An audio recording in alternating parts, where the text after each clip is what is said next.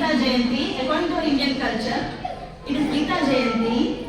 And on this auspicious day, the Lord Krishna has given us the Vedic knowledge through Bhagavad Gita to Arjuna and all the mankind.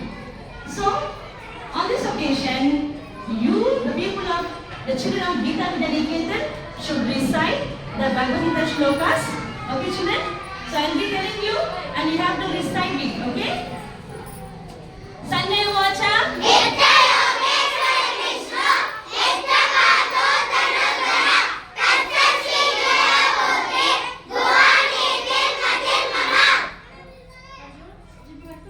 Next, Bhagwan Vacha.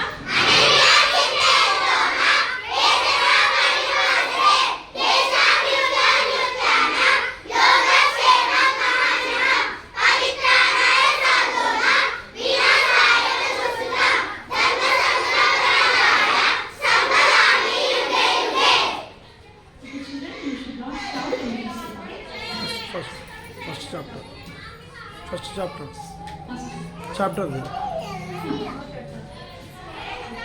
Ishvara Vacha.